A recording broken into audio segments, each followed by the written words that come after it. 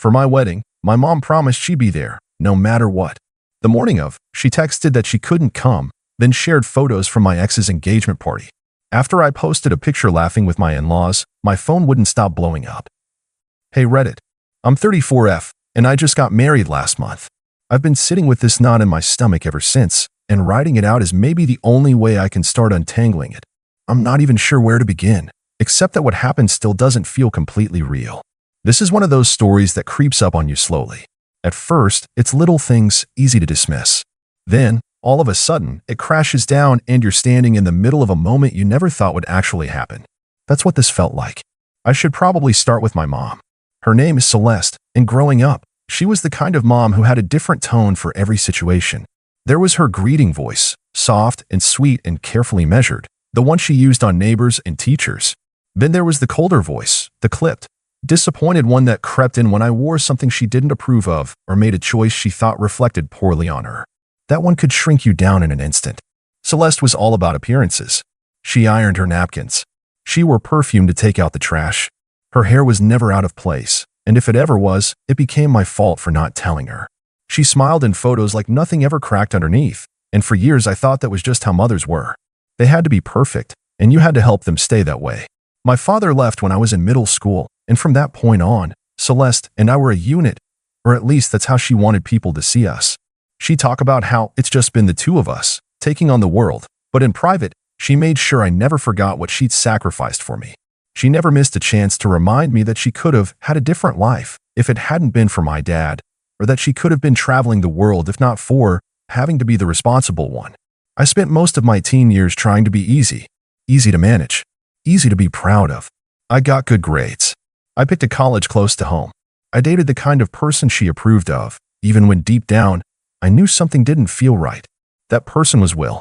Will and I dated for almost 7 years. We met in college. He was the kind of guy who everyone liked. He had this calm, collected way of speaking that made people take him seriously. He came from a long line of dentists, no, really, and had this whole future already mapped out. He liked order, routines, and being the one with the final say. He'd tell me my shoes looked a little loud, or that maybe I'd feel more comfortable if I toned down the lipstick. And I would nod and smile, because at the time, I didn't have the words for what was happening. Celeste adored Will. She would light up when he walked into the room. She told me once, completely unprompted, he's the kind of man who makes a woman look better just by being next to her. I remember feeling a weird chill when she said that, but I brushed it off. Looking back, it's clear she was more invested in him than in me. I ended things with Will when I was 29. It wasn't dramatic, just a quiet realization that I didn't feel like myself when I was with him. He didn't take it well, and neither did my mom. She cried when I told her. Not in a supportive way, but like I'd just thrown away her favorite heirloom. She didn't ask how I was feeling. She didn't ask if I was okay. She just whispered, "Do you understand what you're giving up?" and then hung up the phone. For a while after that, things between us were cold. Holidays felt forced. She would talk about Will in past tense, like he'd died. He used to be so thoughtful, she'd say at dinner, completely unprovoked. Or she'd sigh when I mentioned dating again and say, well, it's going to be hard to top him. Then I met Dan. Dan is everything Will wasn't. He's patient, warm, and so authentically himself that it makes you want to stop pretending, too. He's a high school English teacher, the kind who gets thank you letters from students years after they graduate. He reads poetry before bed. He builds bookshelves in his spare time. He's not flashy, and he doesn't come from some big, impressive family. But he sees me in a way I didn't realize I'd been missing. Celeste, of course, was unimpressed. The first time she met him, she smiled like she was trying to pass a dental exam. When Dan complimented her cooking, she said, "Thank you. We'll always like this dish too." At our second dinner together, she asked Dan what his career trajectory looked like, and when he said he was happy teaching, she tilted her head and said, "That's sweet. I suppose some people are fulfilled by service." I told myself she just needed time, that she'd come around once she saw how happy I was, that mothers needed a minute to adjust. I gave her a minute. I gave her 3 years. When Dan proposed last fall, I hesitated before calling her. I wanted to tell her, of course I did, but a part of me also braced for impact. To my surprise, she actually sounded excited. She offered to help with the venue. She even cried when I showed her the dress. For the first time in a long time, I thought, maybe she really is happy for me. I should have looked closer. In the months leading up to the wedding, she was involved, but in that hands-on from a distance way. She'd suggest things over the phone, but rarely showed up. She said she was trying not to step on toes. I bought it. I wanted to believe she was giving me space. When she missed the tasting at the vineyard, she sent a long text about not feeling well and told me to take photos. Dan was more skeptical. "She's not coming, Lila," he said one night, not unkindly. "I don't think she's planning to be there." I laughed it off. "She wouldn't miss my wedding," I said. "She promised." Because she did promise. In fact, she told me twice that she'd be there, no matter what. The way she said it made me tear up because it felt like something had healed between us. But the week of the wedding, things started to slip. She didn't answer my calls. Said she was tying up loose ends. I asked if she needed help with travel plans. She brushed it off. I offered to book her a hotel room near the venue. She told me she had it covered. By the time the rehearsal dinner rolled around, I hadn't heard from her in almost 4 days. The night before the wedding, I sat on the edge of the bed, dress hanging in the next room, phone in my lap. I stared at it for what felt like an hour before texting. "Hi, just wanted to check in. Is everything okay? Please let me know if you're still coming tomorrow. I love you." No response. The next morning, as I sat with my hair half pinned and the makeup artist laying out brushes beside me, my phone buzzed. I didn't even hesitate. I grabbed it like a lifeline. It was her. A text. Just a text. No call. No voice. "Hey, sweetheart. I'm so sorry, but I can't come today. Something's come up. I hope you understand. Sending love." That's all it said. I stared at the screen. I think I read it 5 times before I even reacted. I didn't cry. I didn't scream. I just sat there, cold, while the makeup artist asked if I needed a moment. Then, maybe 2 hours later, while I was putting on my dress, of all things, my cousin sent me a photo. A group picture. Smiling faces. My mother. Wearing pearls. Standing beside my ex, Will. And that was only the first photo. There were more photos. One showed her standing beneath a garland of ivory balloons and gold streamers, smiling wider than I'd seen her smile in years. Another showed her holding a small square box, like a gift, her eyes bright and focused on the person holding the camera. That person, I later realized, was Will. At first, I thought maybe it was old. Maybe someone had posted a memory, a throwback. But then I saw the caption beneath one of them, posted by a mutual acquaintance who'd always hovered around my mother's social circle. "So happy to celebrate Will and Marianne's engagement today. What a beautiful afternoon." Will and Marianne. The name hit like a slow echo. Marianne was someone he'd worked with, someone I barely remembered from a hospital gala years ago. I vaguely recalled her hovering behind him during small talk, smiling too tightly at my jokes. She always seemed polite, if a little too interested. Back then, I brushed it off. But here she was, wearing a white lace tea dress, standing arm in arm with the man I once thought I'd marry. And standing beside them both was my mother. She hadn't just missed my wedding. She had chosen to be at his engagement party instead. At first, I didn't know what to feel. It was like my emotions couldn't get in through the door. Shock, mostly. Then confusion. Then something sharper, a kind of dull, slow burn betrayal that made it hard to breathe. Dan found me sitting on the edge of the bed, still holding my phone. His brow furrowed, and he crouched down in front of me, gently taking the phone from my hand. He read the message, then looked at me. "Lila, she didn't come because of this?" I didn't say anything. I couldn't. I remember just shaking my head, once, then again, until he wrapped his arms around me and held me there in silence. He didn't ask questions. He didn't tell me what to feel. He just stayed there while I tried to keep my mascara from running. But the real unraveling didn't start until after the ceremony. That day, I pushed through with something like tunnel vision. I smiled when I needed to. I said my vows clearly. I danced with my new father-in-law, who told me I looked like peace in a dress, which almost made me cry again. Dan was perfect. Steady. Present. He never let go of my hand. It was everything I hoped it would be. Except for her. We didn't do a huge post on social media, but a few guests posted photos, some of us laughing by the arbor, some candids during speeches. I posted a single picture the next morning, me laughing with Dan's mother, who had hugged me and said she'd always wanted a daughter. The photo was light and full of movement, my head tilted back, her hand on mine. I liked it because it looked like joy. That post changed everything. Within an hour, my phone started buzzing. Texts from numbers I didn't recognize. Messages from old family friends. Some polite, some not. One message said, "Wow, guess you're fine burning bridges now." Another, "Your mother was heartbroken. I hope you're proud." Even my aunt, who I hadn't spoken to in years, commented, "Some people forget who raised them. Glad Celeste has people who care about her." I was stunned.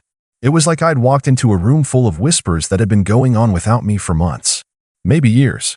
And at the center of it all was Celeste. I tried to call her again, just once, straight to voicemail. Later that night, my cousin, the same one who sent me the first photo, called me quietly from her car. She sounded nervous, her voice hushed like she was afraid someone might overhear. "Lila, I think you should know what happened." She told me that Celeste had been involved in the engagement party planning, not just attending, helping, hosting. She had picked the flowers and suggested the venue, Will's parents' country house, no less. She had helped Marianne pick out the cake. And this was the part that made my chest ache. She had given a speech. She said something about some matches just making more sense, my cousin whispered, and about how it was nice to see Will with someone who shared his values. People clapped. I just sat there, staring at the darkened ceiling of our honeymoon suite, trying to imagine it. My mother, giving a toast at my ex's engagement party on the day I married the man I loved. It wasn't just that she didn't come to the wedding. It was that she chose that moment, my moment, to make a statement, to send a message. And she wasn't finished yet. After that call from my cousin, I felt like I was waking up inside a nightmare. But the strangest thing was how calm I suddenly became. Like the shock of it all peeled away whatever doubt I'd been holding on to, and left something cold and clear in its place.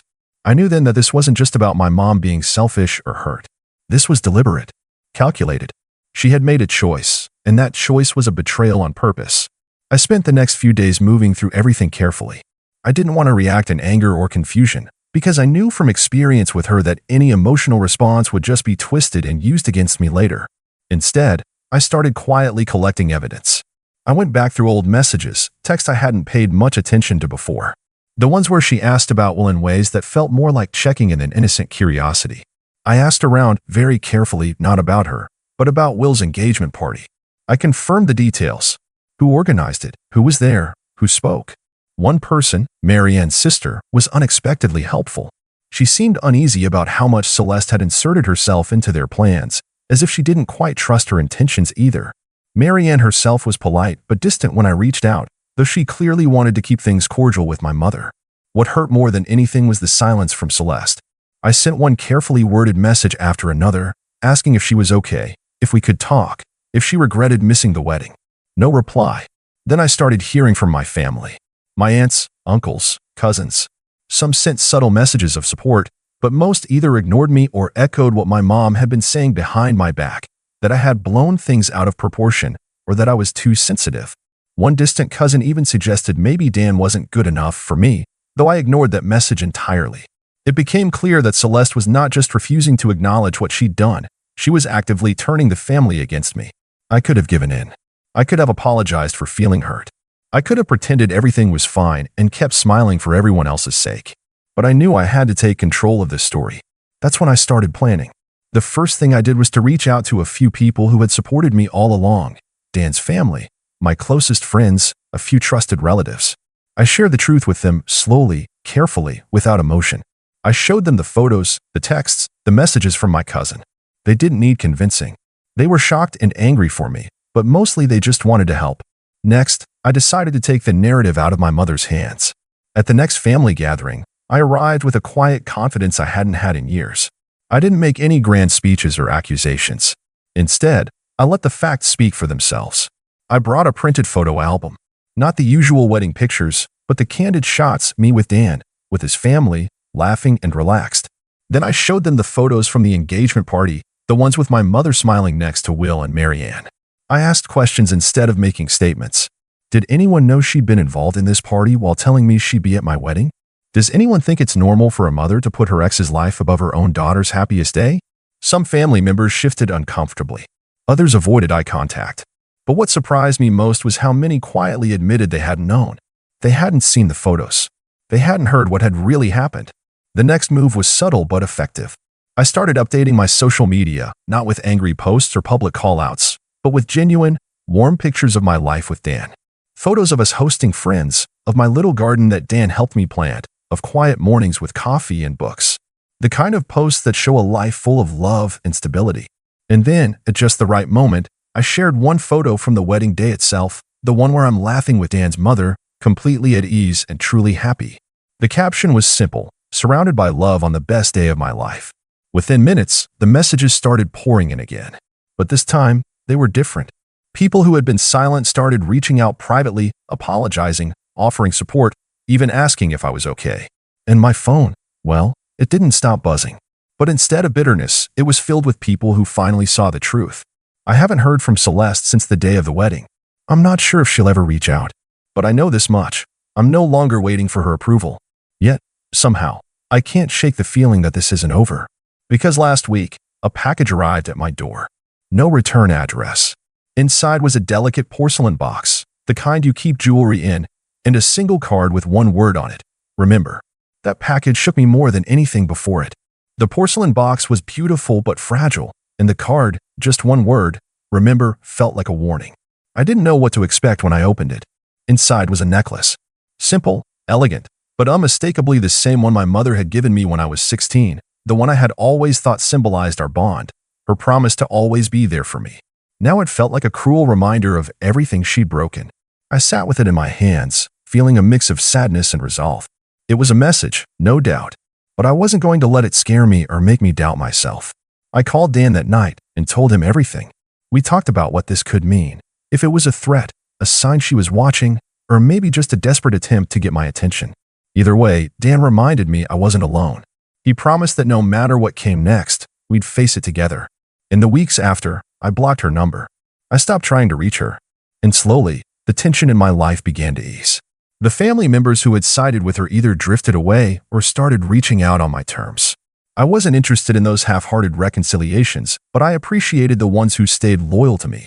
At the next family event, this time on Dan's side, I was surrounded by people who celebrated me for who I was, not who my mother wanted me to be. And for the first time, I realized how much I'd been carrying the weight of her expectations alone. My mother? She never showed up. Not after that day, not at any point since. No calls. No texts. No emails. No attempts to explain. No awkward messages filled with vague apologies or excuses. Just silence. A silence so complete it felt almost deliberate, like a wall she had built to keep me out forever. The porcelain box she sent was the last thing I ever received from her. It was so fragile, so delicate, and yet it carried the weight of everything we'd lost. The necklace inside was the same one she had given me when I was 16. Back then, I thought it was a symbol of her love, a promise she'd always be there for me, no matter what. Now, with all that had happened, it felt like a bitter reminder of that promise broken beyond repair. I kept the box on my dresser for a long time, untouched except for when I'd pick it up and stare at it, trying to understand why someone who called herself a mother could turn so cold. After sending that, she didn't try to reach me again. It was like she had made her choice, drawn her line in the sand, and left me to figure out where I stood. It was cruel, yes, but also freeing.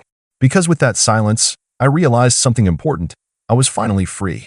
Free from the pressure to be what she wanted me to be. Free from trying to fit into the narrow mold she had shaped for me my entire life. Free from the endless cycle of hoping she'd change, hoping she'd come back, hoping that maybe, just maybe, our relationship could be salvaged. In the months that followed, I began to rebuild, not just my life with Dan, but my identity. For years, I had been living in the shadow of my mother's expectations, constantly trying to earn her approval that never came. Every decision I made felt weighed down by the fear of disappointing her. But now, that weight was lifted. I started pursuing things I loved without worrying about what she would think. I took a pottery class, something I'd always wanted to do but never dared mention because it seemed frivolous in her eyes. I volunteered at a local animal shelter. I reconnected with old friends I had drifted away from because she disapproved. Each small step was a piece of me coming back to life. And through it all, Dan was my anchor. His support was quiet but unwavering. He never pushed me to move faster or act differently. He simply held my hand and reminded me that I was enough just as I was. When I doubted myself, he was there with words of encouragement. When I cried over what I lost, he held me close. In every way, he was the family I had chosen, the family I needed. Of course, the absence of my mother left a hole. There were moments, especially on holidays or birthdays, when the silence was deafening. Friends and relatives would ask about her, and I'd give the same honest answer: she's not part of my life right now. The questions that followed were often awkward or sympathetic, but over time, people accepted it. I didn't have to explain or justify my feelings anymore. I'm not sure if I'll ever hear from Celeste again. Part of me wonders if she'll reach out one day, hoping for reconciliation. But honestly, I don't think I want that.